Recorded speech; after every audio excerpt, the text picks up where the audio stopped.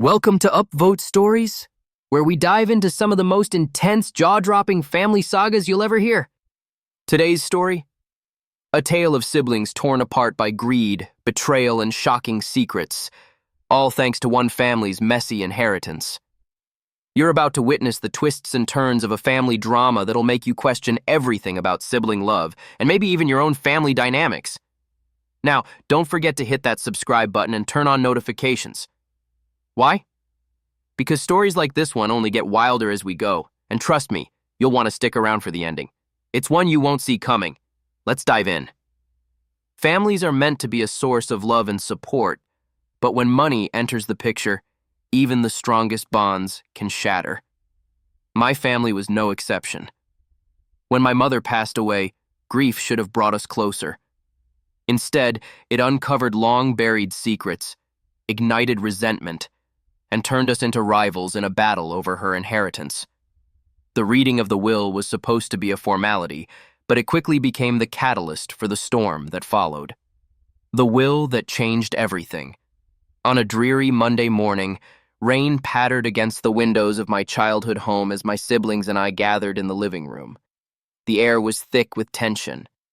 It had been years since all three of us, Claire, Jake, and I, had been in the same room together. And even now, we weren't here for each other. We were here for what was left behind.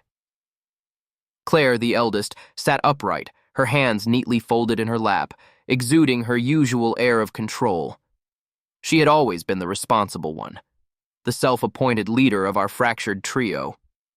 Jake, the middle child, lounged on the couch, smirking to himself as if this was all some big joke. He had never been one for responsibility, and judging by his expression, he wasn't about to start now. As for me, I just wanted to get it over with. Mr. Price, my mother's longtime attorney, entered with a solemn expression, clutching a thick envelope. He wasted no time before beginning. "To Claire," he read, "I leave the family home, but on one condition. She must donate $1 million to charity." Claire's jaw tightened. "That's absurd," she muttered under her breath. She had always assumed the house was hers by right. After all, she had been the one who stayed behind, cared for Mom in her final years, and kept things running. This was supposed to be her reward. Mr. Price moved on. "To Jake, I leave the summer cottage, but only if he secures a stable job within 6 months." Jake let out a sharp laugh. "A stable job?" "Sure, because Mom really believed in me." His voice dripped with sarcasm, but beneath it, I could sense something else. Hurt. Our mother had always viewed him as the aimless one, the family's biggest disappointment. And now, even in death, she was still trying to push him to change. Finally, Mr. Price turned to me. "To Lily, I leave my savings account, but only if she reveals a family secret." A lump formed in my throat. I knew exactly what that secret was, and I had hoped to take it to my grave. The weight of the past. After the will reading, chaos erupted. Claire ranted about how the house should be hers outright. Jake shrugged off his condition, claiming he'd figure something out, though we all knew he had no intention of trying. And then there was me, carrying the unbearable burden of a truth I never wanted to share. For days, I avoided the inevitable, hoping my siblings would let it go. But Claire, relentless as ever, refused to back down. "You're the only one standing in the way of your own inheritance," she reminded me one evening, her voice laced with impatience. "Just say whatever it is and be done with it." Jake, ever the cynic, chimed in. "Yeah, how bad could it be?" Bad. Worse than either of them could imagine. Finally, the pressure became too much. One night, after yet another round of bickering, I snapped.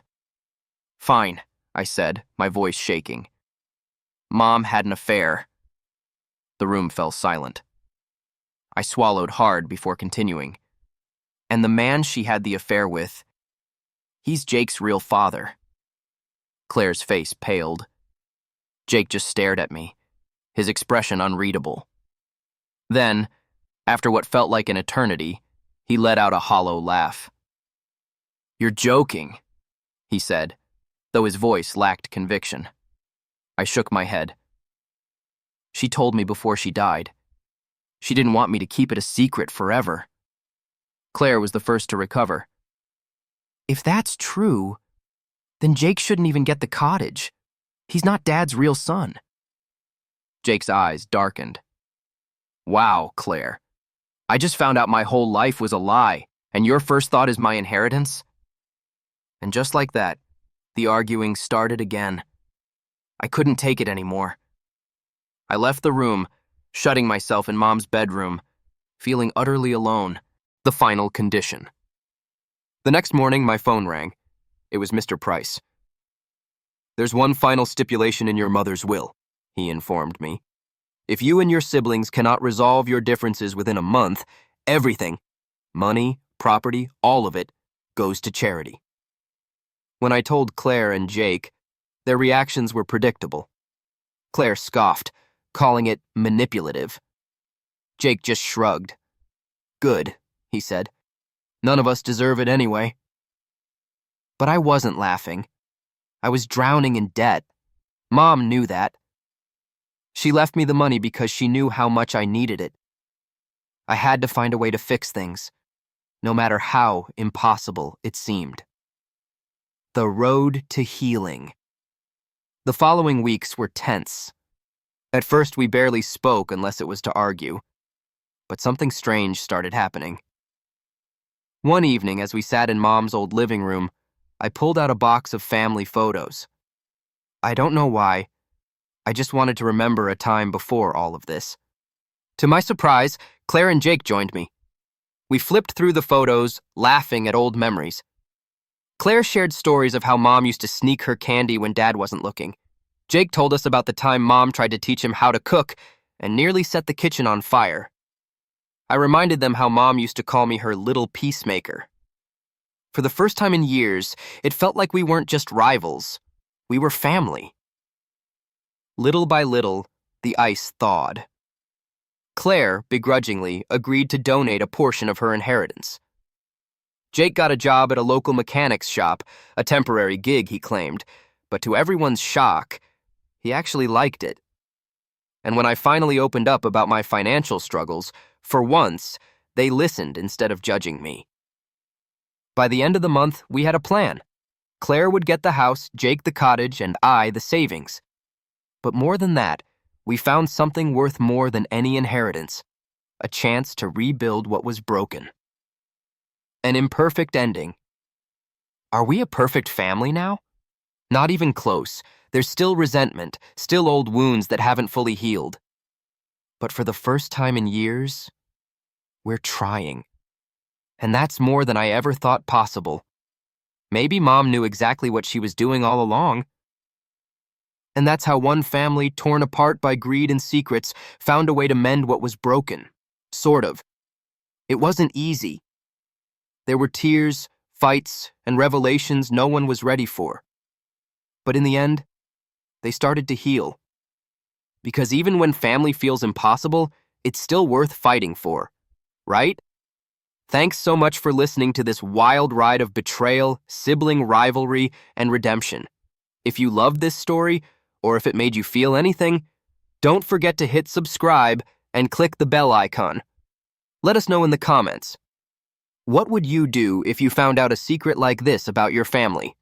Share your thoughts, and stay tuned for more stories that will keep you on the edge of your seat. Until next time, thanks for watching Upvote Stories. Bye for now.